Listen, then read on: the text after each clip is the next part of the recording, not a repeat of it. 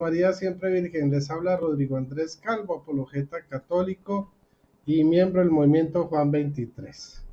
Hoy comenzamos una nueva serie, si el Señor lo permite, porque siempre el diablo es puerco y a veces se atraviesa, pero hoy vamos a comenzar una serie de programas que se llaman Los Héroes de la Biblia. Y hoy vamos a hablar de tres personajes muy especiales del Antiguo Testamento. En primer lugar, vamos a hablar de José, José el visir, no José el hijo, el padre putativo de Jesús, sino José el del Antiguo Testamento. Bueno, eso ya nos lo ampliará nuestro hermano Guido. Vamos a seguir por Ruth, la Moabita, y vamos a finalizar con el rey David. Y para eso tenemos hoy invitados, pues, nuestro panel de foristas que van a estar acompañándonos en estos programas. Y voy a darle primero el paso a nuestro hermano teólogo Guido Rojas. Bienvenido, Guido, adelante. Gracias, Rodrigo. Bendiciones para ti, bendiciones para el pastor Percy Riddle. Un saludo muy cordial desde la ciudad de Palmira, Valle del Cauca, Colombia, con este compartir bíblico de héroes y heroínas de la Biblia a manera de ejemplos de fe y de crecimiento espiritual para todos los cristianos, haciendo lo que decía el Papa Juan XXIII. Aquí estamos un apologista católico, un teólogo católico y un pastor y hermano también, como es el pastor Percy Riddle, buscando más bien las cosas que nos unen que las que nos desunen. Entonces esperemos que sea el agrado de todos, pidamos la iluminación del Espíritu Santo y que todo esto sirva de crecimiento espiritual con lo que es las Sagradas Escrituras, primera fuente de revelación sagrada. Adelante, Rodrigo. Muchas gracias, Guido. Dios te bendiga. Y también le vamos a dar paso a nuestro querido pastor, el pastor Percy Riley. Bienvenido, pastor. Adelante. Gracias, mi hermano. Dios les bendiga, hermano Rodrigo y hermano Guido Rojas. Es un honor y un placer el poder estar compartiendo con ustedes la palabra de Dios. Y un saludo también para todos aquellos que nos están viendo en este momento en diferentes partes del mundo. Un saludo cordial en el nombre de Jesús. Dios les bendiga. Vale, pastor, muchísimas gracias. Y entonces, permítanme un segundo, aquí vamos a hacer unas pequeñas configuraciones antes de empezar. Un segundito. Y vamos a organizar esto para que se puedan ver los comentarios en público de aquellos que quieran participar. Estamos transmitiendo en este momento a través de la página de Mesa Redonda en Facebook, en la página de Rodrigo Calvo, en la página del Movimiento Juan 23 y en el canal de YouTube Rodrigo Calvo. Entonces, para los que quieran participar, están los chats abiertos en Mesa Redonda de Facebook, en Rodrigo Calvo de YouTube y en Rodrigo Calvo de Facebook. Bendiciones, Santiago Aldana, bendiciones, Segundo Vanegas, Dios los bendiga, y Sonia Vázquez, Dios te bendiga. Vale, tendremos en cuenta tu proposición. Bueno, entonces, sin más preámbulos, vamos a empezar a hacer nuestra exploración bíblica del día de hoy. Permítanme, voy aquí a cuadrar tiempos. Porque es importante todo tenerlo en orden. Y bueno, el primer personaje, como ya les había dicho, era José, el cual encontramos en el libro de Génesis. Pero para eso va a exponernos nuestro hermano Guido Rojas, así que yo le voy a dar el paso. Adelante, Guido.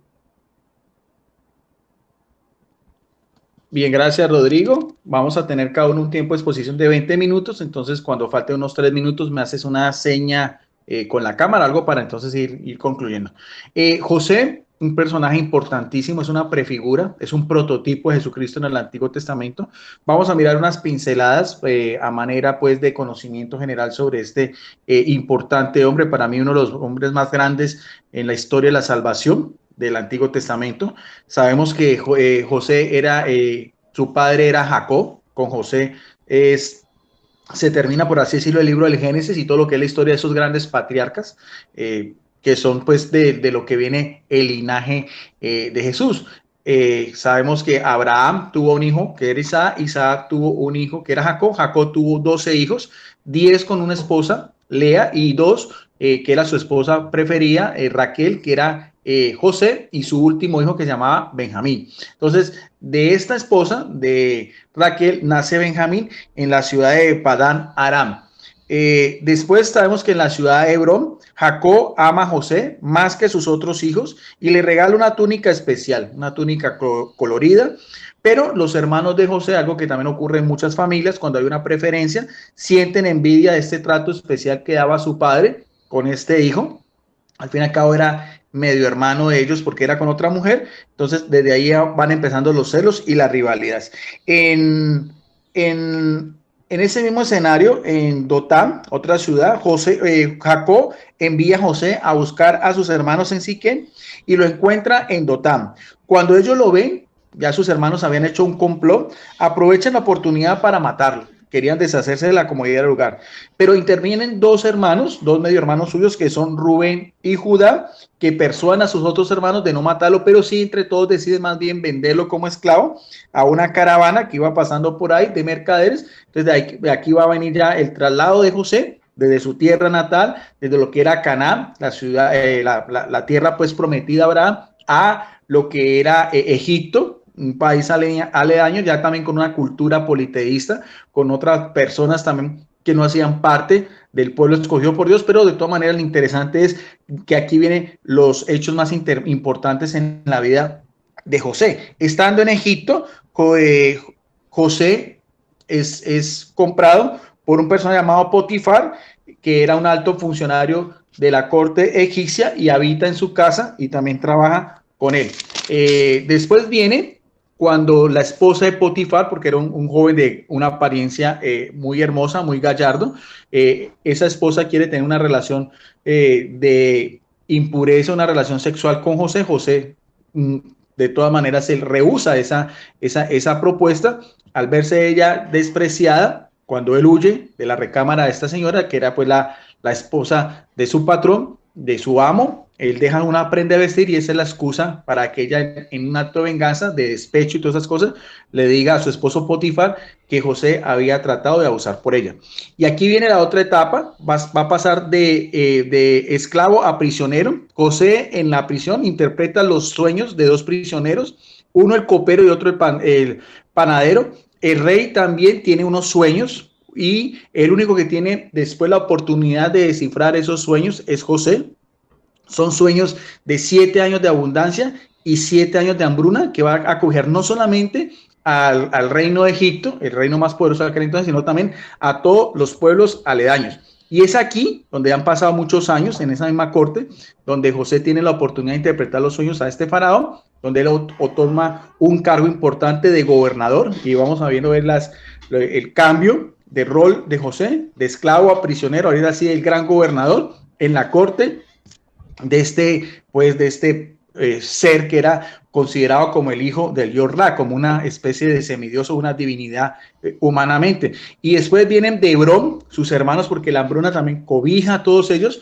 Su padre Jacob los manda a comprar grano, alimento, y aquí vienen 2 viajes, es muy importante, después usted puede analizar todo eso en el libro del Génesis, sobre todo en el capítulo 41 y 42. En el segundo viaje, José obliga a que lleven a su hermano Benjamín el menor, que era ya el hijo más predilecto también de Jacob, no quería desprenderse porque le duele mucho. Ahora vamos a mirar a la forma como sus hijos lo engañan, no le cuentan que lo había vendido como esclavo a su medio hermano José. Pero entonces aquí viene lo interesante, cuando José da a conocer a sus hermanos quién es realmente, los perdona, porque tiene un corazón muy grande. su santidad. Al fin y al cabo es un personaje importantísimo, prototipo, como decíamos, de Jesucristo. Toda la familia de Jacob viaja y se instala en Egipto, y ahí transcurre pues hasta su muerte, que es también en Egipto, y su traslado después de sus restos a Mapelo. Es más o menos un resumen general. Ahora, si vamos ya a mirar en la palabra de Dios,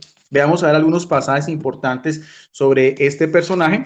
Por ejemplo, encontramos en el libro de Génesis capítulo 30, verso 22. Entonces Dios se acordó de Raquel, y Dios le escuchó y le concedió hijos, porque su otra hermana, sabemos que Lea tenía muchos hijos, y ella concibió y dio a luz a un hijo que le puso, que era el hijo que le puso por nombre José, diciendo que el Señor mañana otro hijo.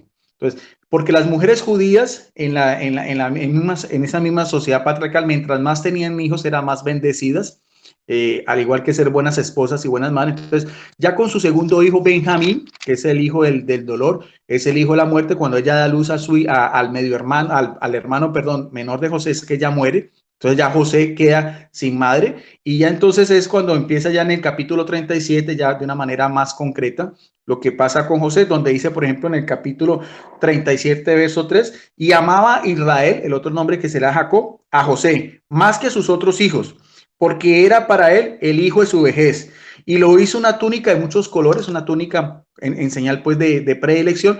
¿Y cómo reaccionaron sus medio hermanos? Dice en el versículo 4, y vieron sus hermanos que su padre lo amaba más que a todos ellos, y por eso le odiaban, y podía y no le tenían en amistad.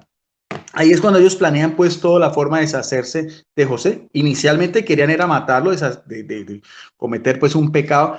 Por dos hermanos, como decíamos, Rubén y Judá, deciden más bien, lo meten a un pozo, y cuando pasa una caravana como dice acá en el versículo 25, entonces se sentaron a comer, y cuando levantaron los ojos y miraron aquí una caravana de asbelitas, venían de Galaad, con sus camellos cargados de resina aromática, bálsamos, mirra, que iban bajando hacia Egipto. Todos deciden venderlo como un esclavo, como dice en el verso 28. Pasaron entonces unos mercaderes madianitas, y ellos sacaron a José subiéndolo del pozo, y vendieron a José a los ismaelitas por 20 piezas de plata, y estos llevaron a José a Egipto. Aquí viene otro paralelismo también. Jesucristo también es vendido, claro que no por 20 monedas de plata, sino por 30, que era el precio que se paga por un esclavo, pero también vemos también esa misma relación directa, porque también Jesucristo asume las funciones de un siervo, de bajeza, de dulé. Entonces aquí vemos también esa misma característica de humildad, de bajeza, de servicio, de lo que es tener alguien superior a otra persona. 20 monedas de plata en la ley mosaica era lo que se asignaba a un varón entre 5 y 20 años de edad que quería hacer un voto que lo obligaba al templo, como dice en Levítico 27, del 2 al 5.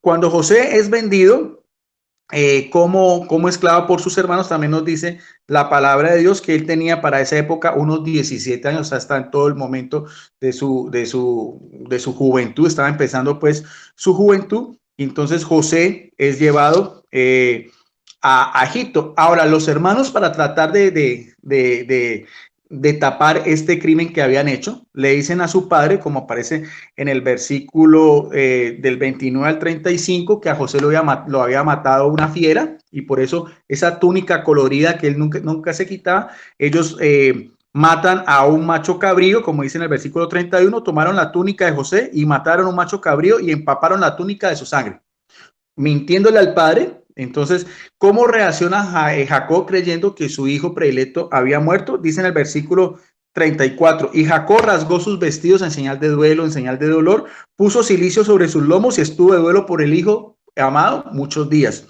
Y todos sus otros hijos y también sus hijas vinieron para consolarlo, pero él rehusaba la consolación y dijo, ciertamente enlutado bajaré al Sheol por causa de mi hijo, y su padre lloró por él. O sea, hasta dando a entender el Sheol, hasta la región de los muertos, hasta el día que le llegara sus últimos días en la tierra, estaba muy triste Jacob por la muerte de su hijo. Y después pasamos a todo lo que es el capítulo 39, donde José prospera en Egipto. Cuando José fue llevado a Egipto, Potifar, un oficial egipcio del faraón, capitán de la guardia, lo compró a los ismaelitas que lo habían llevado allá. Vamos a mirar a ver de qué manera, porque aquí es importante, de qué manera también Dios actúa en la vida de José, de acuerdo a esta misma injusticia, de acuerdo a esa misma maldad de sus otros hermanos. Y el Señor, con que se designa a Dios Padre, estaba siempre con José, que llegó a ser un hombre próspero y estaba en la casa de su amo, el egipcio. Y vio su amo que el Señor estaba con él y que el Señor hacía próspera en sus manos todo lo que él hacía. Así encontró José gracia entre sus ojos y llegó a ser el siervo personal y lo hizo mayordomo sobre su casa y entregó en las manos todo lo que le poseía. Sucedió que desde el tiempo que lo hizo mayordomo sobre su casa, sobre todo lo que poseía, el Señor bendijo la casa del egipcio, que era politeísta, ya sabemos Potifar. ¿Por causa de quién? Por causa de José. Y la bendición del Señor estaba sobre todo lo que poseía la casa y el campo. Así que todo lo que poseía lo dejó en manos de José, como como por así decirlo, su mayordomo en su casa, y con él allí no se preocupaba de nada, excepto de pan que comía. Y nos da una característica muy especial, porque sabemos que era un hombre de unos 17 años, y nos dice también cómo era su apariencia, y la apariencia de José era de gallarda figura y hermoso parecer. Es por eso que ya decíamos que la esposa de este funcionario quiso pues tener una relación adúltera. José lo rehúsa porque dice aquí muy claro que él sabía que eso iba en contra de la ley de Dios. En el versículo 9 dice, ¿cómo entonces iba yo a hacer esa gran maldad y pecar contra Dios? Y lo importante del caso es que en ese entonces las leyes de Dios, los 10 mandamientos no habían todavía puestos como en tablas de piedra, pero sabía José de una manera de la ley natural que el cometer esa relación incestuosa, esa relación de impureza, esa relación de fornicación era algo que no le agradaba a Dios. Y por eso es que cuando el complot de su esposa herida por su orgullo, le dice a Potifar una gran mentira, ya lo habíamos dicho. Entonces, ¿qué es lo que hace Potifar? Y aconteció que cuando su señor, en el versículo 19 del 40 de Génesis, escuchó las palabras de su mujer, le habló diciendo, esto es lo que tu esclavo me hizo, se encendió de ira. Entonces el amo de José lo tomó y aquí que lo echó a la cárcel en el lugar donde se encerran a los presos del rey y allí permaneció en la cárcel. Más que, nuevamente en el versículo 21, ¿cómo va a actuar Dios? De ser un esclavo a prisionero, más el Señor, ¿qué pasa? Está otra vez con José, le extendió su misericordia y le concedió gracia ante los ojos del jefe de la cárcel. Y el jefe de la cárcel confió la mano de José a todos los presos que están en la cárcel y de todo lo que allí era su responsabilidad. El jefe de la cárcel no supervisaba nada que estuviera bajo la responsabilidad de José, porque el Señor estaba con él y todo lo que emprendía el Señor lo hacía prosperar. Sabemos bien también, aunque la misma condición primero de esclavitud, aunque la misma condición ahorita de esclavo, siempre Dios estaba con él y por eso es que a pesar de esas circunstancias tenía un puesto de liderazgo, a pesar de que era esclavo, a pesar de que está en un pueblo extranjero, a pesar de que está en una cultura, una sociedad y una religión politeísta contrario a lo que era el amor a Dios sobre todas las cosas. Pero vemos aquí también cómo Dios Padre, a pesar de todas esas circunstancias, sin hablarle, porque aquí vemos que siempre Dios se comunicaba con José a través de los sueños, importante eso, porque con Abraham sí le manda audiblemente que deje su tierra en Ur de Caldea a la tierra del Canaán. Con Moisés también se le aparece una zarza ardiente también. Puede ver la gloria de Dios en su espalda, pero con José solamente es a través de sueños. Vienen todos los sueños que decíamos acá, y el sueño que tuvo el faraón de su sueño profético, las 7 vacas flacas y 7 vacas gordas, dice acá en el versículo 41 que faraón sucedió que por la mañana su espíritu estaba turbado y mandó a llamar a todos los adivinos, si vemos bien, y los sabios de Egipto. Y faraón les contó su sueño, pero no hubo quien le pusiera a interpretar ese sueño, porque también ellos tenían, en esa misma corte, habían por esas mismas adivinos, hechiceros, brujos, magos, con sus artes, con sus artimañas, con sus ciencias ocultas, pero vemos bien que ese poder que viene del maligno no pudo descifrarle a el faraón sus sueños, sino solamente cuando ya José está ante la presencia, es que José sí interpreta los sueños. Eso al faraón le parece que era correcto, y aquí viene ya la otra posición ya de José, de esclavo, de prisionero, a ser el primer ministro de Egipto, solamente por debajo del mismo faraón, que aparecen en Génesis 41 del versículo 39. Y faraón dijo a José, puesto que Dios te ha hecho saber todo esto y no hay nadie tan prudente ni tan sabio como tú estarás sobre mi casa, o sea, sobre su mismo palacio, sobre todo mi pueblo, sobre la gran nación que era Egipto en aquel entonces. Todos obedecerán tus órdenes, solamente en el trono yo seré mayor que tú. Faraón dijo también a José, mira que te he puesto sobre toda la tierra de Egipto. Y Faraón se quitó el anillo de sellar su mando y lo puso en la mano de José y lo vistió con vestiduras de lino fino y puso un collar de oro en su cuello. Lo hizo montar en un segundo carro y proclamar delante de él, doblando rodillas en señal de reverencia y respeto, y lo puso sobre toda la tierra de Egipto. Entonces Faraón dijo a José: aunque yo soy Faraón, sin embargo nadie levantará su mano, ni su pie, ni en permiso sobre toda la tierra de Egipto. Y Faraón llamó a José por el nombre de Saná Panea, aquí le cambia el nombre, un nombre egipcio, y le dio por mujer a Sená, interesante esto, ¿hija de quién? Hija de Potifero, sacerdote de On, y salió José con toda la tierra de Egipto. O sea, a pesar de eso, mire bien también esas mismas circunstancias también, algo contrario pues a lo que era el monoteísmo judío. José ya recibe un nombre, Saniat Panea, recibe un cargo también de importancia, sabemos una corte politeísta. También de eso, este mismo faraón le da de esposa a la hija de un sacerdote del dios Ra, o el dios del sol. Pero a pesar de todas esas cosas, sabemos que Dios estaba con él. De este matrimonio con esta mujer egipcia, José tiene 2 hijos que se llamaron Manasés y Efraín. Y algo importante también que aparece aquí en la palabra de Dios, cuando nos dice que y recogió todo el fruto de estos 7 años de abundancia. Y también, bueno, los 7 años de abundancia y 7 años de hambruna, pero en el versículo 46 dice algo muy importante también, una relación muy directa con Jesús. Dice: José tenía 30 años cuando se presentó ante Faraón, rey de Egipto, y salió José de la presencia del Faraón y recorrió toda la tierra de Egipto. O sea, desde que estaba con su padre Jacob, tenía 17 años. Todo ese proceso en que estuvo primero en la casa de Potifar, después cuando estuvo en la cárcel y después ante la corte del faraón, han pasado 13 años. 30 años era la edad para los judíos para ocupar cargos de importancia en la sociedad, en la comunidad, y es la misma edad que nos dice el Evangelio de Lucas que Jesús empieza a predicar también, de 30 años hasta los 33, cuando es sacrificado, muere en la cruz y también después resucita. Viene después todo lo que es cuando sus mismos hermanos van no lo reconocen, y ya viene algo que quisiera añadir después cuando José da a conocer a sus hermanos.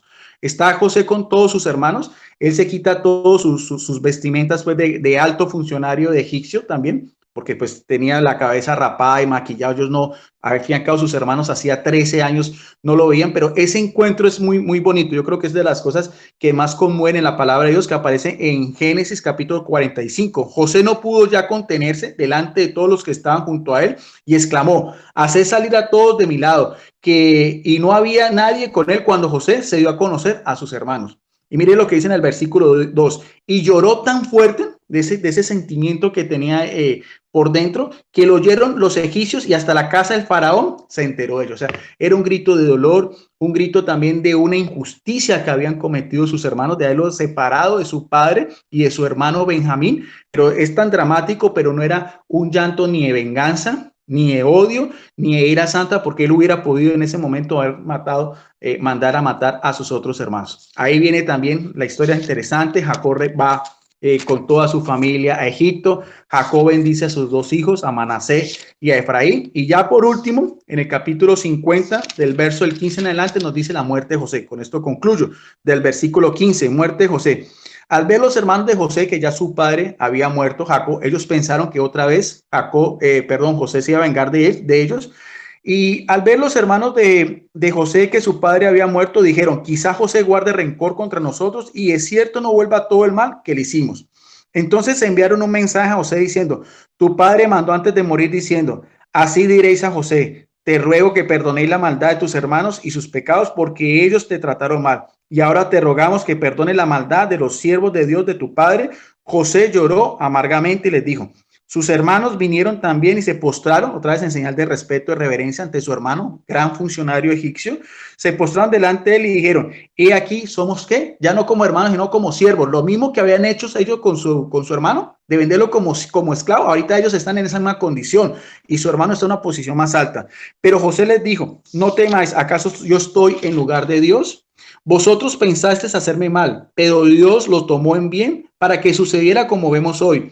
y no preservar la vida de mucha gente. Ahora pues, no temáis. Yo proveeré para vosotros y para vuestros hijos, y los consoló y les habló cariñosamente. Y José se quedó en Egipto y en la casa de su padre, y vivió José 110 años. Y vio José la tercera generación de los hijos de Efraín. También los hijos de Maquir, hijos de Manasés, nacieron sobre las rodillas de él, o sea, sus mismos nietos. Y José dijo a los hermanos: yo voy a morir, pero Dios ciertamente os cuidará y os dará subir de esta tierra a la tierra que él prometió en juramento a Abraham, a Isaac y Jacob, o sea, volver a la tierra del Canaán. Luego José hizo jurar a los hijos de Israel diciendo: Dios ciertamente os cuidará y llevaréis mis huesos de aquí. Y murió José a la edad de 110 años y lo embalsamaron y lo pusieron en un ataúd en Egipto. Versículo 26 de Génesis 50 termina esta gran historia hermosa de este gran personaje, el último de los grandes patriarcas de lo que es el pueblo de Israel. Bien, con eso entonces terminamos primero esta meditación de José y damos paso entonces a nuestro amigo Rodrigo Antes Calvo, que sigue entonces también con otra exhortación de Ruth la Moabita. Adelante, Rodrigo. Gracias, Guido. Vale, muchísimas gracias. Y bueno, vamos a abordar ahora lo que es Ruth. Ruth es un pequeño libro, ¿sí?, ubicado en el Antiguo Testamento. Consta de 4 capítulos nomás. Es una breve historia, pero con una profundidad teológica. También da cuenta de lo que es las costumbres y una problemática que se estaba presentando. Este libro fue escrito más o menos en el siglo IV antes de Cristo, y la preocupación central era cómo se veía, o bueno, la preocupación era el matrimonio entre israelitas y gentes de otros pueblos, los paganos.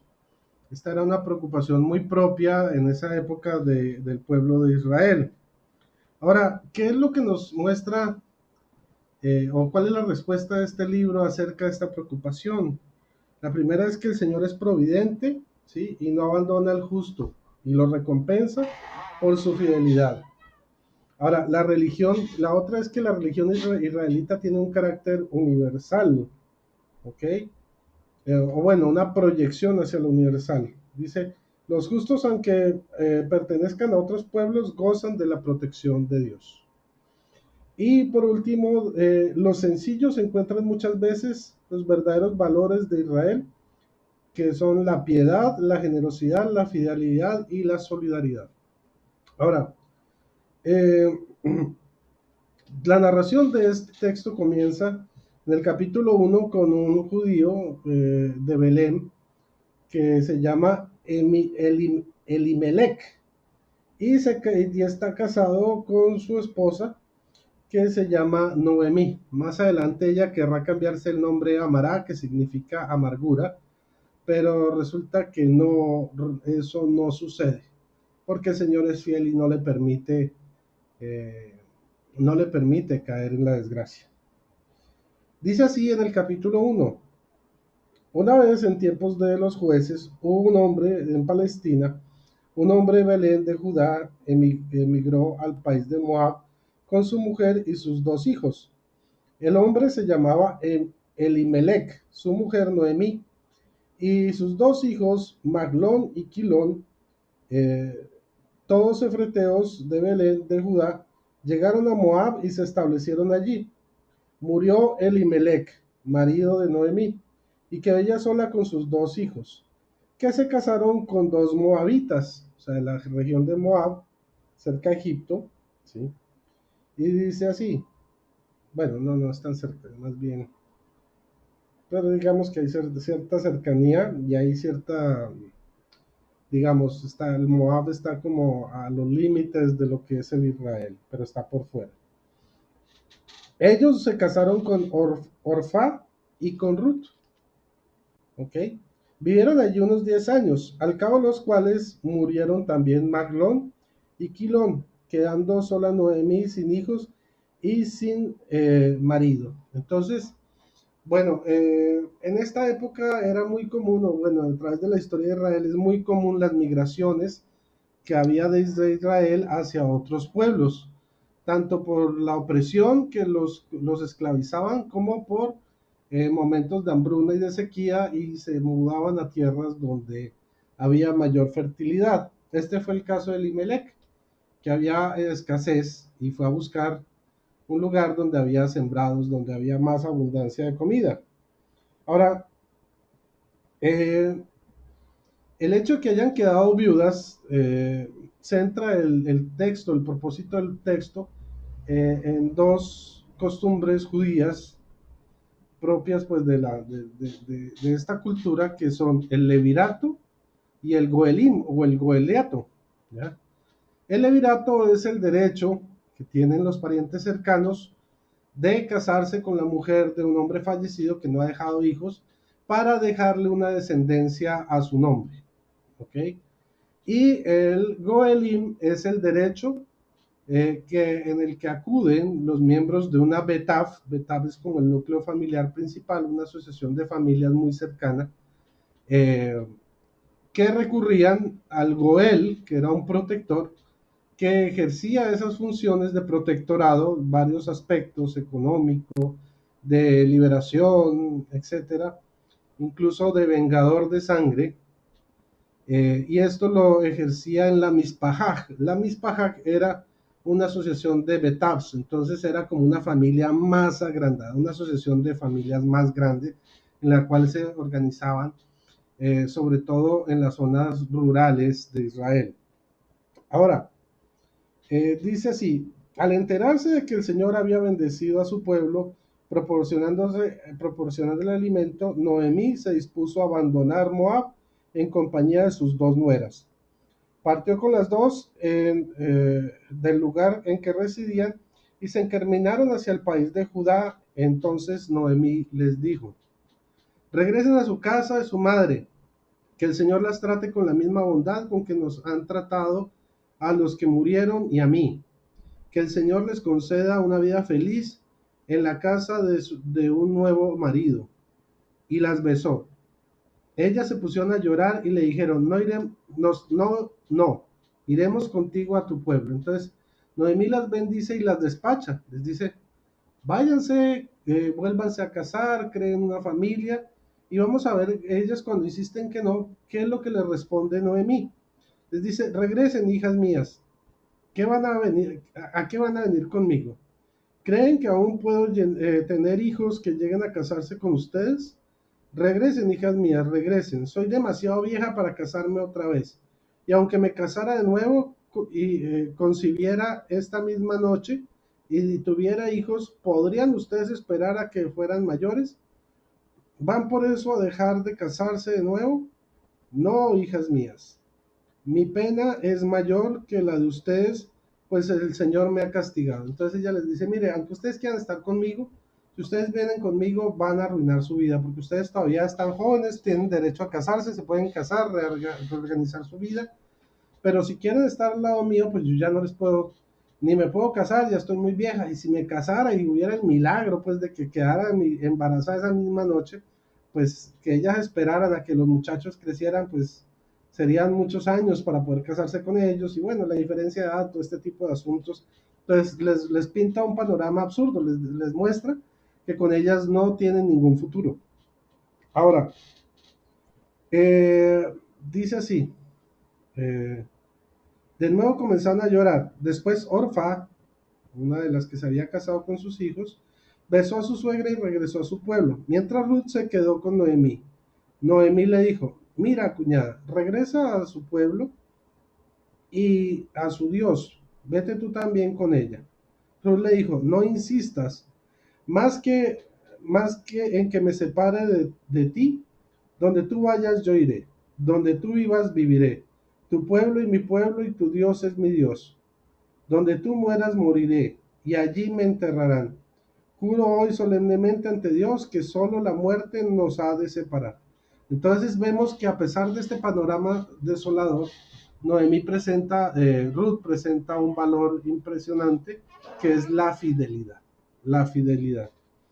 Dice: Noemí, viendo que a Ruth tan decidida a seguirla, no insistió más. Partieron juntos y llegaron a Belén, a la tierra donde se había originado, donde había salido Noemí con su esposo Elimelec. Dice así: eh, Bueno, al verla llegar, se alborotó la ciudad y las mujeres comentaban, si es Noemí, pero ella respondía, no me llamen más Noemí, llámenme Mará, porque el poderoso me ha llenado de amargura. Salí llena y vacía y me hace regresar el Señor. ¿Por qué me llama todavía? ¿Por qué han de llamarme todavía Noemí? Si el Señor me ha humillado tanto y el poderoso me ha hecho desgracia, o sea, aparentemente no había salida, o sea, ya la situación de ella estaba definida, no tenía vuelta atrás. Así como Noemí regresó de Moab con su nuera Ruth, cuando llegaron a Belén empezaba la cosecha de cebada. Entonces llegan en un tiempo que es el tiempo de la cosecha. En este tiempo de la cosecha, pues entonces se empieza a ver algo de la parte del levirato. O sea, el levirato sí, obviamente, es el hecho de tener hijos de otra persona para perpetuar la descendencia del esposo muerto, pero también incluye otros derechos, como lo podemos encontrar en Deuteronomio 24 y en Levítico 20 y en Levítico 19, que es que las personas que estaban desamparadas en la época de la cosecha podían ir detrás de los que estaban recogiendo y las espigas que se caían al piso, estas personas desamparadas las podían recoger para subsistir. Era parte de la ley del levirato, de la justicia de Dios. Entonces dice así en el capítulo 2, tenía Noemí por parte de su marido,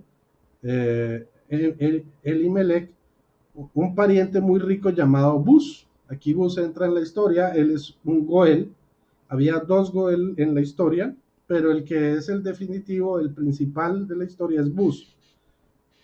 Un día Ruth, la moabita, dijo a su suegra, déjame ir a recoger espigas al campo de aquel que me lo permita, porque esa era la ley del levirato. Ella le respondió, vete, hija mía. Fue Ruth a recoger espigas a un campo detrás de los cosechadores y casualmente vino a caer en la finca de Bus, de la familia de Elimelech. Llegó Bus desde Belén y saludó a los cosechadores. El Señor los acompañe. Le respondieron, el Señor te bendiga.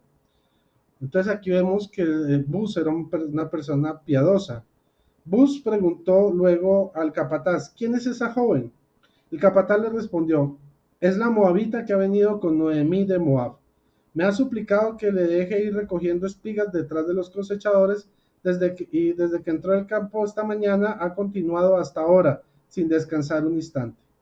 Bus entonces le dijo a Ruth, escucha, hija mía, no vayas a recoger espigas en otro campo, ni te alejes de aquí, sigue detrás de mis criados. O sea, aquí ya empieza la intención de Bus de ejercer el goelato, de protegerla, porque le dice que no vaya a otros campos, que se quede ahí. Y dice, fíjate en qué campo están cosechando y ve detrás de ellos. Mandaré a mis criados que no te molesten, y cuando tengas sed, y vas y bebes con de sus mismos cántaros.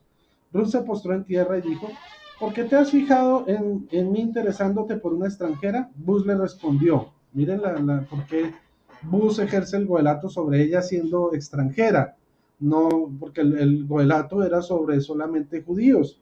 Dice acá, ojalá te agrade siempre, Señor, bueno, dice, busca el Señor te pague tu acción y que el Señor Dios de Israel, en quien te has refugiado, te recompense abundantemente.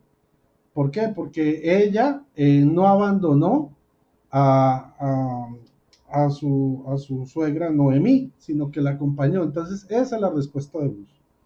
Dice Ruth, ojalá te agrade siempre, Señor. Me has consolado y me has dado paz en mi corazón, aunque no puedo compararme con ninguna de tus siervas, porque ellas eran judías, ellas tenían todo el derecho de casarse con él y pues de aspirar a él, ella no.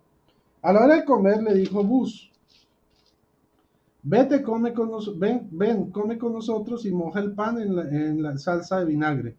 Ella se sentó junto a los cosechadores y Bus le ofreció trigo tostado. Después de comer, guardó las obras y se puso de nuevo a recoger espigas. Bus ordenó a sus criados, miren la acción de Bus, déjenla que recoja también entre los manojos de espigas y no la molesten. Dejen caer incluso espigas de sus manojos para que la recoja sin inquietarla. O sea, les dicen, háganse los locos y tiren espigas para que ella pueda recoger más. O sea, no les dice lo contrario que generalmente hacen de no tratar de dejar de caer nada, no, dejen caer espigas para que ella las pueda recoger.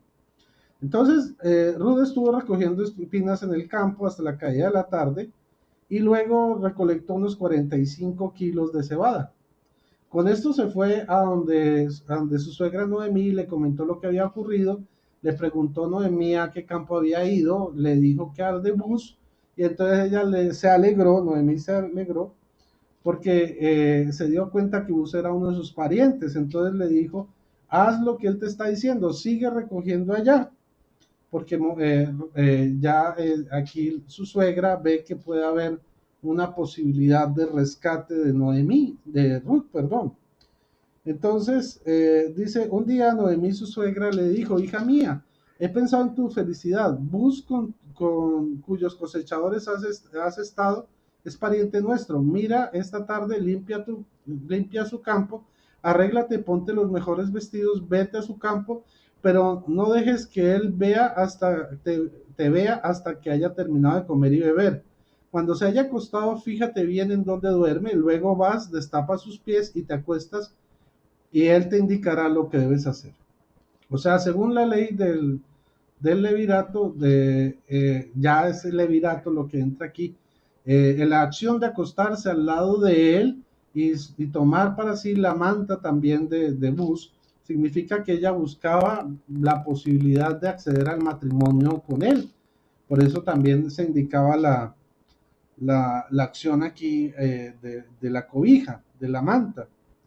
Entonces dice, a medianoche Bus se despertó sobresaltado, incorporándose, vio a una mujer acostada a sus pies y preguntó, ¿quién eras? Y ella respondió, soy Ruth tu sierva, cúbreme con tu manto porque tienes el derecho de rescate. Y entonces dice, el Señor te bendiga, hija mía. Esta segunda actitud de fidelidad es mejor que la primera, pues no has buscado ningún pretendiente joven, rico o pobre. No temas, hija mía, haré con gusto cuanto pidas. O sea, aquí le dice, bueno, tú podías haber conseguido otro marido más joven, más rico, pero me escogiste a mí, según nuestra tradición. Tú no eres judía, pero has acatado la ley judía. Y entonces dice, sí es cierto que yo soy pariente tuyo, pero hay otro pariente más próximo que yo, o sea, hay otro Goel, ¿ya? Y entonces dijo, no te preocupes, al siguiente día voy a organizar esto, voy a hablar con él. Si él accede, te tendrás que casar con ella. Y obviamente, si este Goel se casaba con ella, tenía acceso a comprar las tierras de Noemí, que estaban en Belén, seguían, porque ellos permanecían con la propiedad de la tierra. O sea, en el Betaf y en la Mispaja, las tierras no pasaban de un dueño a otro así de simple, ni se comerciaba con ellas. Siempre se mantenía cierta propiedad dentro de la Betaf, ¿sí? Que era inalterable. Solo el marido podía acceder a estas tierras. Ahora, resulta que Bus se encuentra con este otro Goel, este pariente más cercano de Noemí, y se encuentran a las afueras del pueblo, a la entrada del pueblo. En este lugar era el lugar donde generalmente en el judaísmo se hacían todo lo que eran cuestiones de charlas, de comercio, transacciones, acuerdos judiciales, todo este tipo de cosas, y sobre todo frente al goelato y la ley. Entonces, Bus llama entonces a los 10 ancianos como testigos de la transacción y aparece el Goel más cercano y le dice, bueno, tú estás más cercano, tienes derecho, le dice Bus, tienes derecho a comprar las tierras de Noemí. Y él le dice, con gusto las voy a comprar. Pero le dice Bus, pero, si compras las tierras tendrás que adquirir a la esposa del fallecido, de Elimelech, y tienes que casarte con ella y darle descendencia. Entonces, aquí es cuando se retracta el Goel más cercano y dice, no, yo no puedo porque yo ya tengo hijos y si lo hiciera estaría afectando su herencia.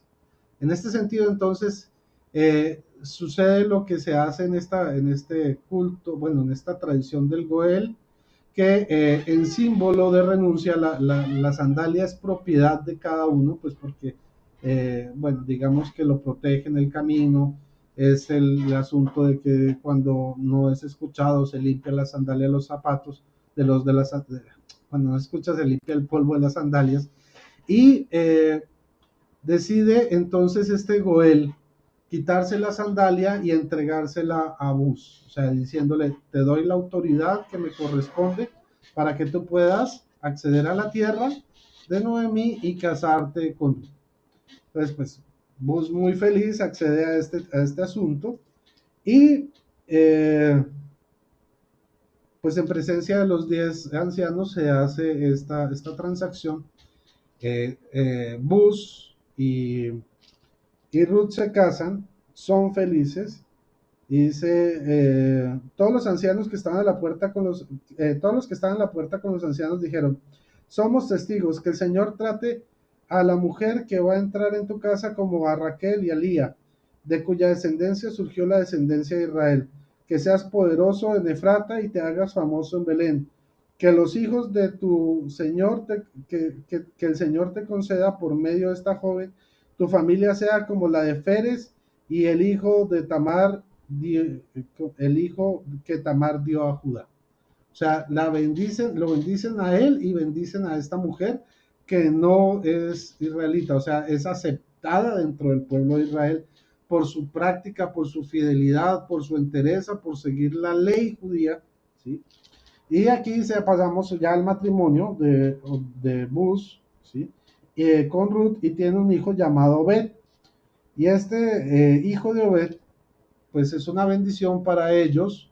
Le trae la alegría a Noemí, que quería ser Mara, amargura, pero Dios no permite que ella viva en el Mara, en la amargura, sino que le entrega a este hijo que, además de ser hijo de Bus, representa la continuidad de la descendencia del esposo de Ruth fallecido y también de Elimelech.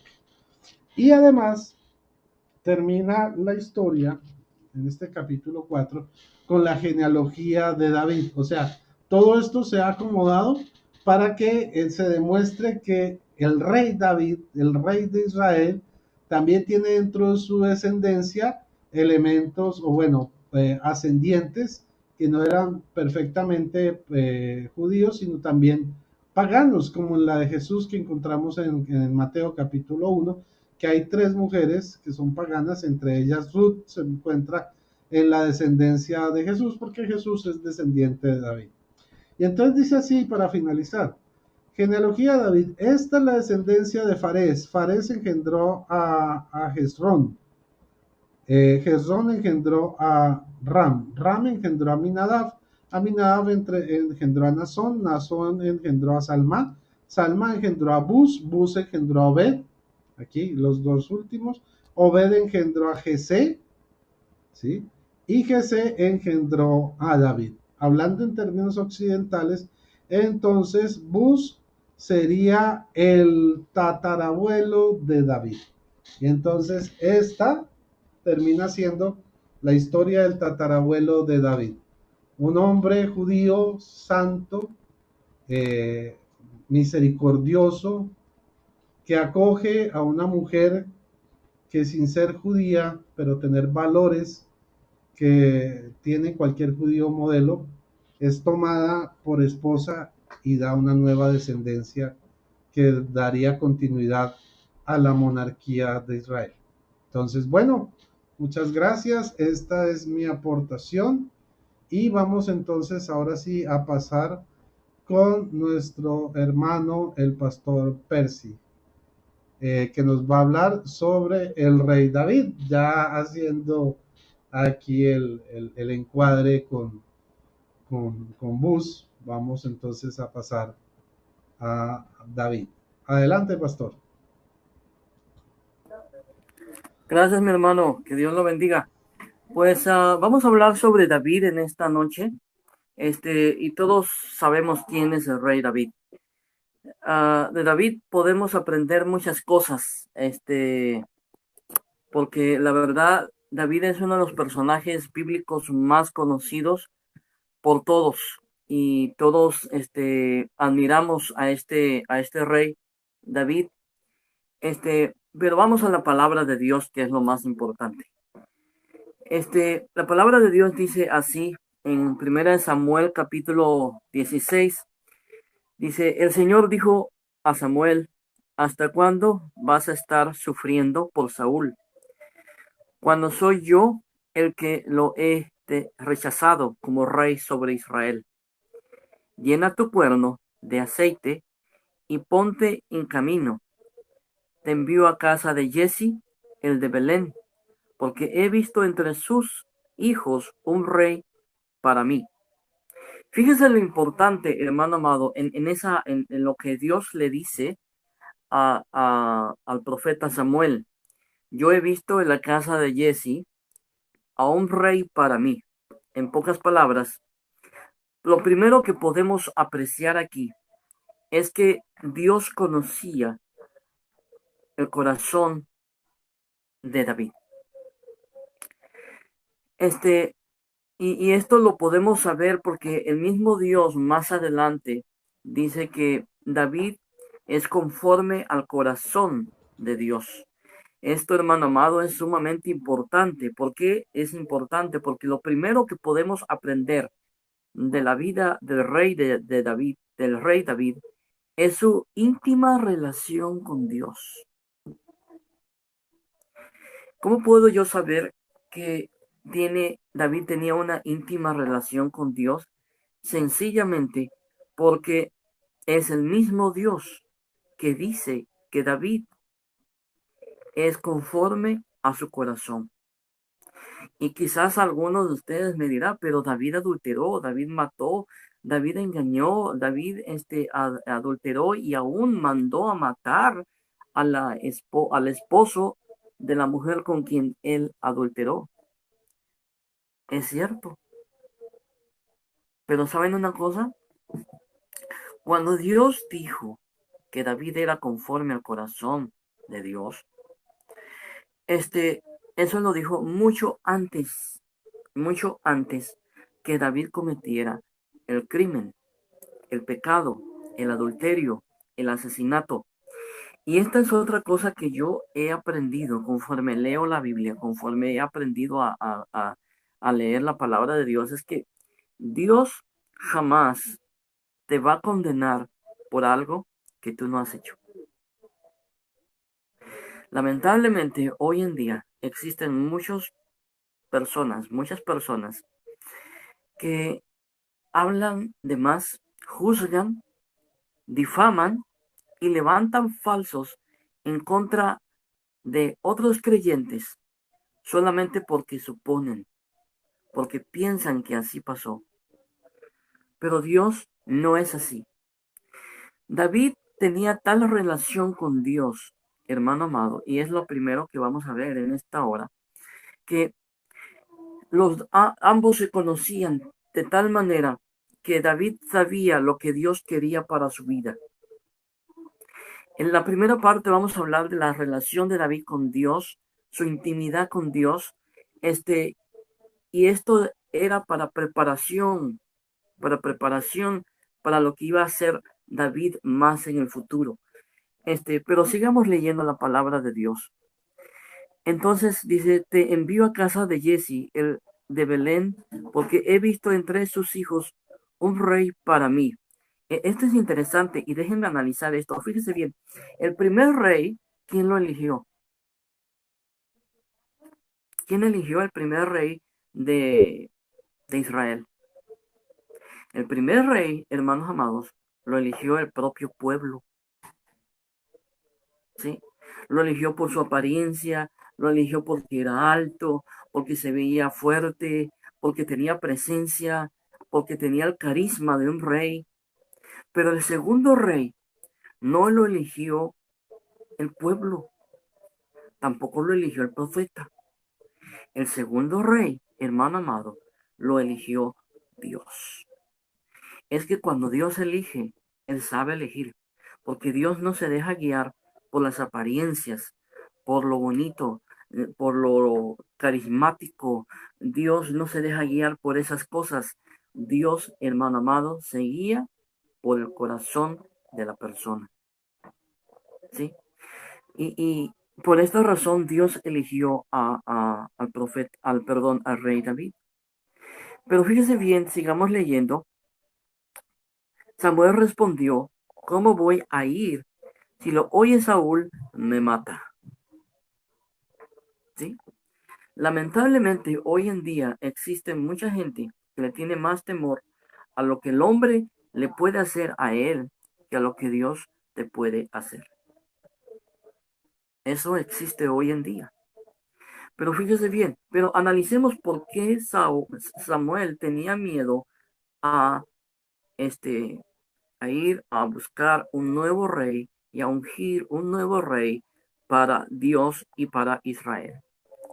El Señor le respondió, llevas de la mano una novilla y dices que has venido a ofrecer un sacrificio al Señor. Y muchos dirán, pero ahí Dios le dijo que mintiera. De ninguna manera. Dios no puede mentir, porque eso iría en contra de su propia naturaleza, en contra de lo que Dios es. La palabra nos enseña que Dios es verdad, ¿sí? Que Él no puede mentir. Él no puede ir en contra de sí mismo, ¿sí? Pero entonces, ¿le está diciendo que mienta? No, porque eso era lo que iba a hacer. Samuel iba a ir a adorar a Dios. Es la primera parte de lo que Samuel iba a hacer. Dios nada más le dijo, no le digas que vas a ir a ungir un nuevo rey. Pero de verdad, él iba a ir a ungir e iba a adorar a Dios e iba a ministrar a Dios. ¿Sí? Entonces fíjese bien lo que vamos a decir en este momento, hermanos amados. ¿Por qué Samuel tenía miedo de ir a ungir un nuevo rey? La razón es esta. Porque si Samuel iba a ungir un nuevo rey, era traición. ¿Cuándo debe haber un nuevo rey? Pues cuando el rey se muera. Es ahí cuando el rey es electo. ¿Sí? Cuando el rey muere, rey muerto, rey nuevo. ¿Sí? Pero para Dios, Dios había desechado. Dios ya había desechado a Saúl. Y después sigamos leyendo la palabra. Invitarás a Jesse al sacrificio y yo te indicaré lo que has de hacer y me ungirás al que te señale. Interesantísimo. Fíjese bien. Dice la palabra de Dios. Invitarás a Jesse al sacrificio y yo te indicaré lo que has de hacer y me ungirás al que yo te señale. O sea, Dios le pide a Samuel que le envíe una invitación a Jesse. ¿Sí? Verso 5, verso 4, perdón. Y, o sea, Dios le pide que envíe una señal, una invitación a Jesse y por supuesto a toda su familia, porque es así como Dios le va a decir a Samuel quién es el nuevo rey. Entonces, se supone, hermano amado, que Jesse recibió esa invitación de parte de Samuel. Samuel hizo lo que le había ordenado el Señor. Una vez llegado a Belén, los ancianos de la ciudad salieron temblorosos a su encuentro. ¿Por qué salieron temblorosos los ancianos? Por la misma razón. Porque si ellos recibían a Samuel, hermano amado, estimado amigo, ellos estaban participando en la conspiración de Samuel al poner un nuevo rey. ¿Sí? Por eso ellos salieron temblorosos a su encuentro. Y aparte que Samuel era un profeta de Dios y como profeta de Dios, Samuel no tenía pelos en la lengua, como se dice vulgarmente. Samuel decía la verdad, se enojara quien se enojara. Sí, no es como ciertas personas que dicen, sí, predíqueles la verdad, predíqueles la verdad. Ellos necesitan escuchar la verdad, ¿sí? Pero cuando la verdad le llega a esas personas, entonces se molestan. Entonces lo llaman a uno hereje, lo llaman hijo del diablo, lo llaman a uno católico infiltrado, ¿sí? ¿Por qué? Porque la verdad, hermano amado, se les está predicando a ellos también. Y ese es el problema. La verdad es buena para todos los demás, pero cuando me llega a mí, ahí sí no, porque yo soy un santo, porque yo sirvo a Dios, porque yo soy el evangelista, yo soy el pastor, yo soy esto y aquello. Hermano amado, la corrección de Dios te va a llegar a ti, quieras o no quieras.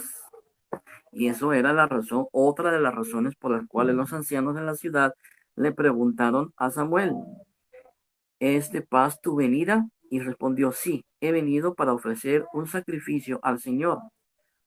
Purificaos y venid conmigo al sacrificio. Y purificó a Jesse y a sus hijos y los invitó al sacrificio. Fíjese bien lo que está leyendo aquí. ¿A quién dice, a quién dice que purificó Samuel? ¿A quién purificó Samuel? A Jesse y a sus hijos. Más adelante vamos a ver tremendo. Dice, cuando estos llegaron, vio a Eliab. Cuando estos llegaron, o sea, llegó Jesse y sus hijos.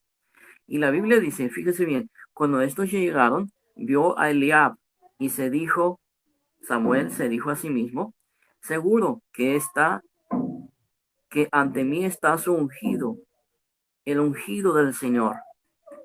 Pero el Señor le dijo a Samuel, no te fijes en su apariencia ni en lo elevado de su estatura, porque lo he descartado.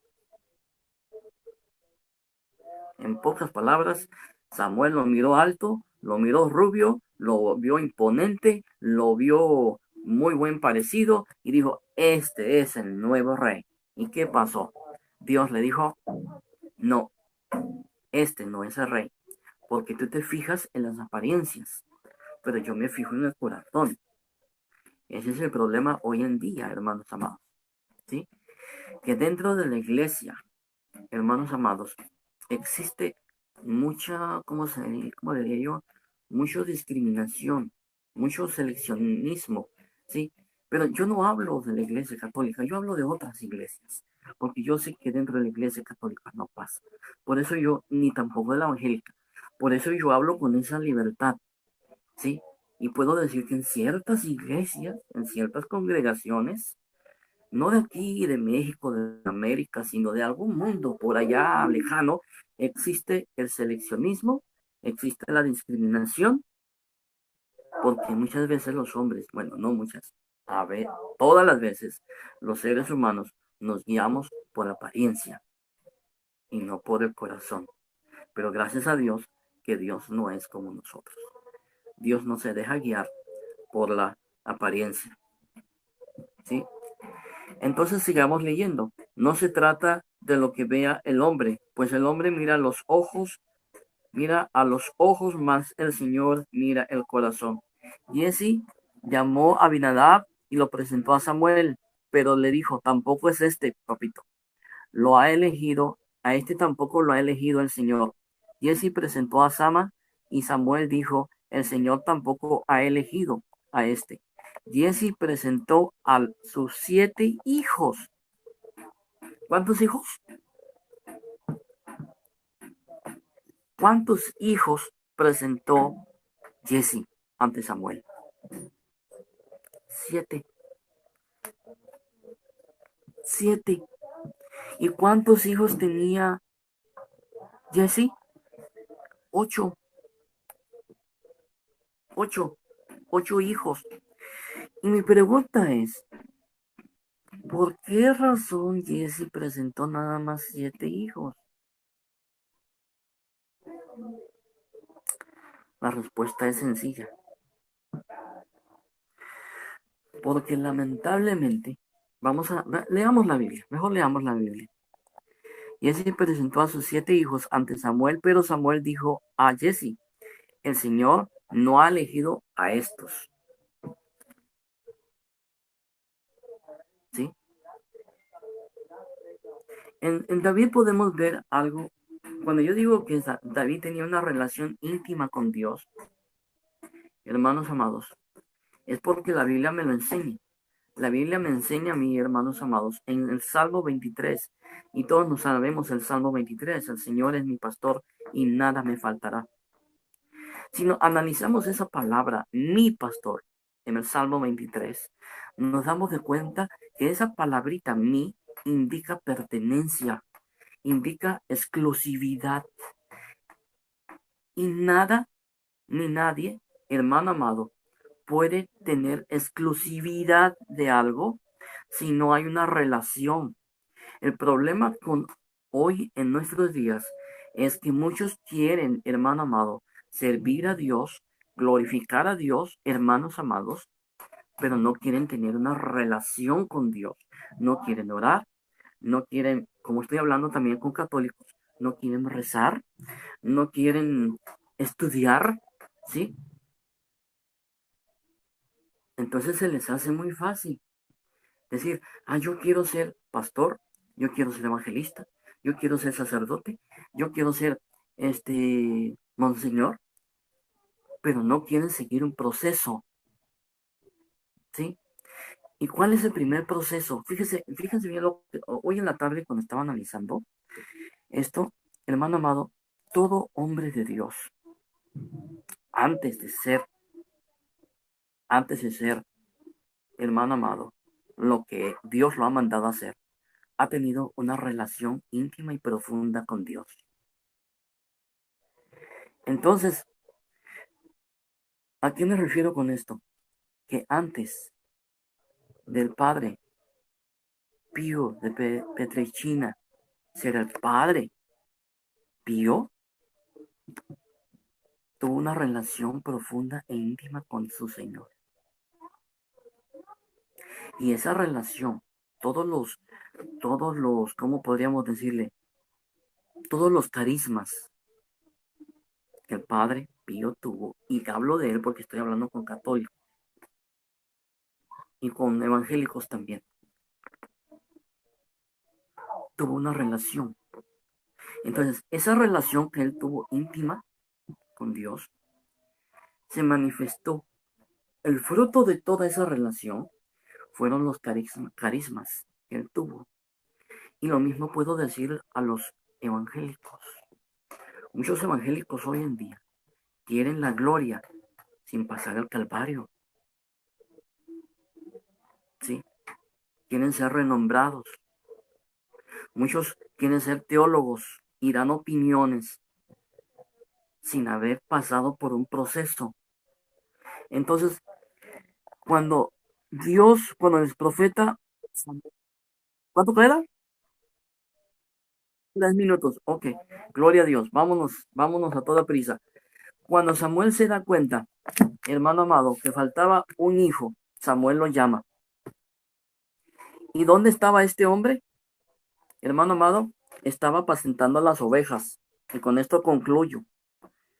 David, aparte de tener una intimidad con Dios, aparte de tener una vida de oración con Dios, hermano amado, aparte de amar a Dios con todo su corazón, era una persona activa. Dios jamás va a llamar a una persona holgazana, a una persona que no estudia, a una persona que no se prepara, ¿sí? Dios siempre va a llamar a las personas que están haciendo algo.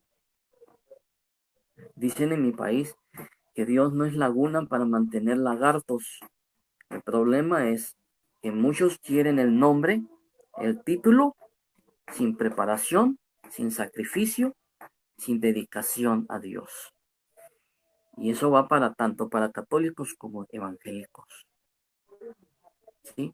Billy Graham no llegó a ser Billy Graham el evangelista internacional sin antes haber tenido una preparación y una dedicación a Dios. Lo mismo San Francisco de Asís, Santa Teresa de Jesús y otros muchos santos. Antes de ser lo que eran, tuvieron una relación íntima y profunda con Dios. Que Dios les bendiga, que Dios les guarde y sigamos a Cristo, no de lejos, sino de cerca. Y nunca pretendamos ir adelante de Jesús. Siempre vayamos atrás, siguiendo los pies, las pisadas del Maestro. Dios les bendiga y de esta manera entrego el lugar a quien corresponde. Paz de Cristo. Bueno, pastor, muchísimas gracias. Interesante su reflexión sobre David. Creo que hoy hemos visto un patrón común, gente fiel a Dios a pesar de las adversidades, de las circunstancias. Eh, Vemos a un José rechazado por sus hermanos, vendido como esclavo, metido en la cárcel de manera injusta, perseguido, pero Dios lo exaltó a lo sumo, lo puso justo debajo del faraón, con toda la autoridad sobre Egipto. ¿Ya? Es una historia hermosa y todo por su fidelidad a pesar de las adversidades. En vez de muchos que nos hacemos llamar cristianos, que ante el primer problema nos alejamos de Dios, ante la primera adversidad dejamos nuestra vida de oración. Dios es el Dios bombero, o sea, mientras yo esté bien, usted allá y yo acá, ¿sí? Pero cuando yo entonces estoy en la mala, entonces sí, Dios tiene que venir a rescatarme y ayudarme, no. Gente que fue fiel a Dios en tiempos buenos y en tiempos malos. Ruth, una mujer que sin ser judía vivió los valores del judaísmo, vivió conforme a la voluntad de Dios, fue fiel, fue recta y no abandonó a Noemí teniendo el derecho de hacerlo, porque nada la amarraba al pueblo de Israel. Pero ella fue fiel y Dios premió su fidelidad hasta el punto de que con Bus, que es otro héroe, porque era un Goel, un protector, que el Señor puso en el camino de Ruth para cumplir su propósito, dar una descendencia que llegaría a engendrar al padre de David y al mismo David. Y David, otro hijo que igual que José fue ninguneado por su mismo padre, que presentó ante el profeta a todos sus hijos excepto a él, o sea, era como el sobrado, a diferencia de José, pues que era el favorito de su padre. En este caso, sus hermanos en José lo abandonaron. Y en este caso, el padre de David, Jesé, no lo tuvo en cuenta cuando el profeta llamó de su familia a uno de su familia para ser rey. Y a pesar de eso, Dios escoge a David, se glorifica en David. No fue un varón perfecto, por así decirlo, que no cometió pecados, como muchos cometió pecados y pecados terribles, pero tenía la conciencia de que él necesitaba de Dios y tenía conciencia de sus errores y siempre estaba rendido a Dios, reconociendo su falta, su culpa, su debilidad, su fragilidad. A pesar de ser rey, no se envaneció con su autoridad, sino que sabía que había una autoridad por encima de él que lo había puesto y al que le debía todo, todo, hasta el punto que él quiso ser fiel a Dios y construirle un templo y organizó. Dios no se lo permitió porque había derramado sangre, ¿sí? En medio de las guerras, pero lo que sí Dios le permitió es que preparara todo para que su hijo Salomón le construyera un templo. ¿Por qué? Porque David fue un hombre que alabó y adoró a Dios en todo momento.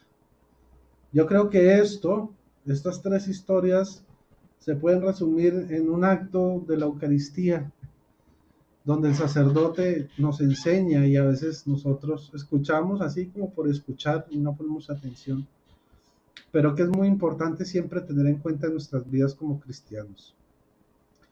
Y la frase es esta: en verdad es justo y necesario, es nuestro deber y salvación darte gracias siempre y en todo lugar, Señor Dios Padre Santo y Eterno.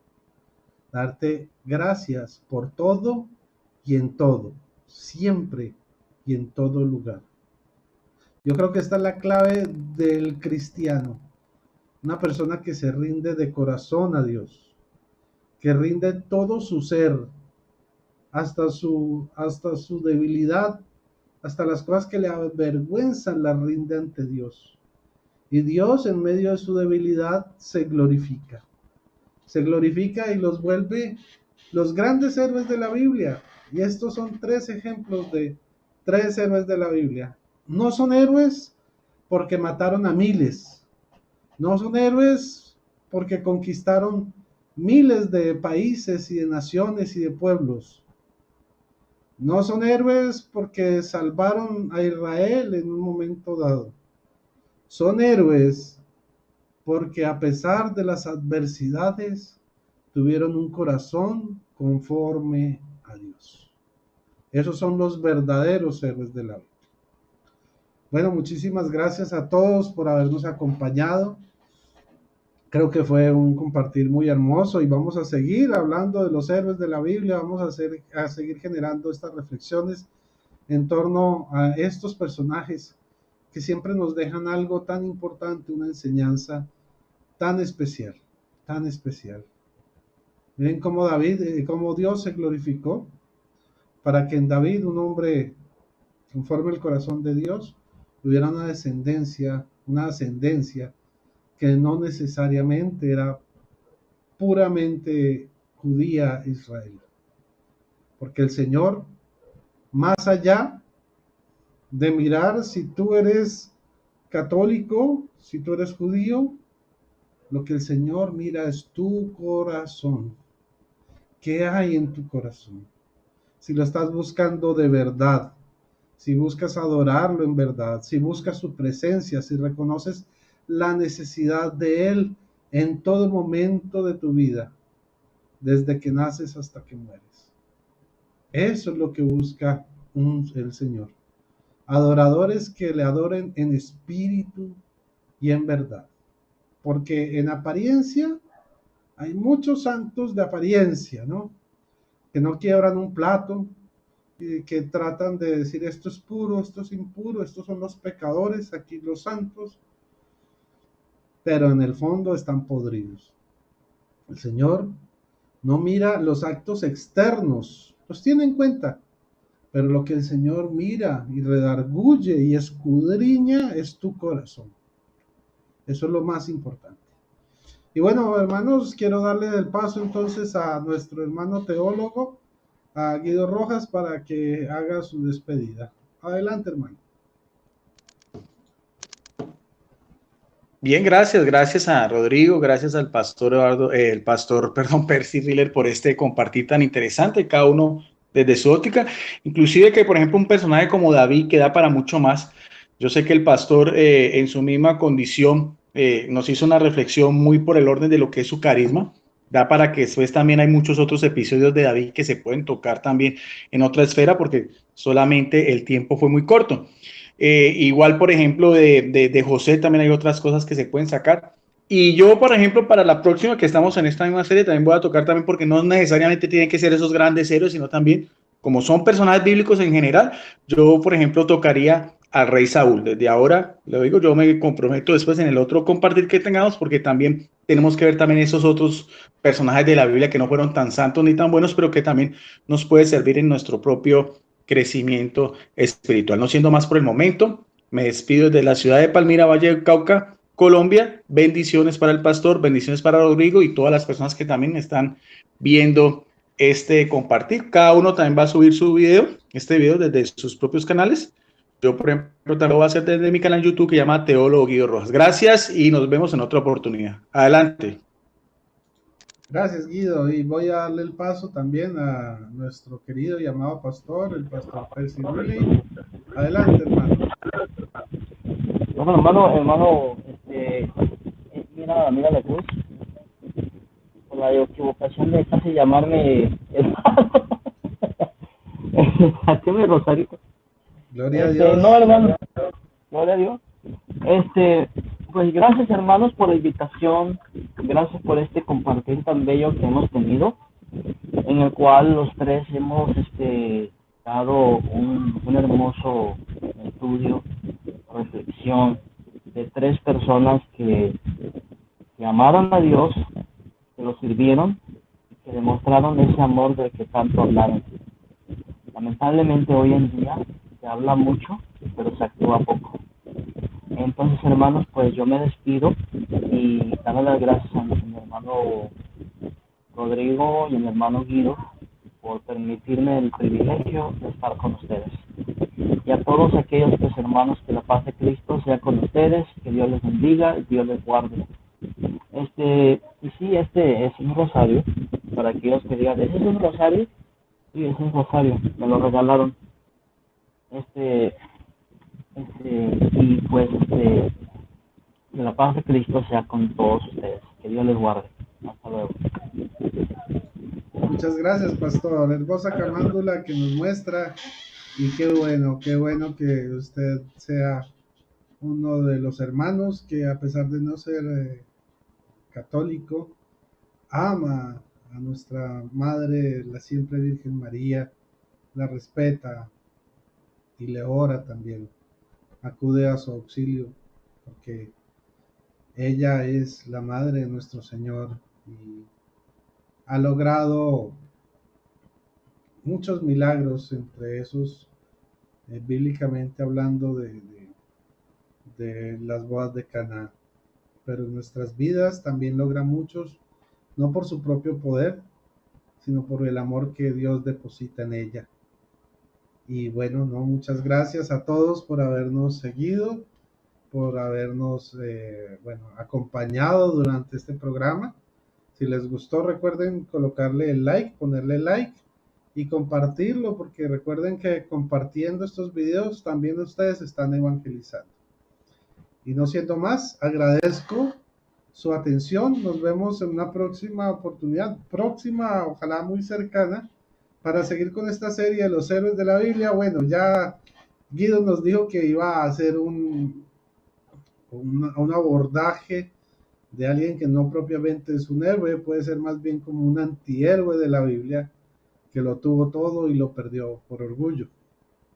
Pero también eso es importante abordarlo para saber que a veces Dios nos bendice y nos quedamos abrazando la bendición y nos olvidamos de aquel que nos bendijo. Bueno, muchísimas gracias. Feliz noche para todos. Que el Señor les bendiga y que viva Cristo Rey. Bye, bye.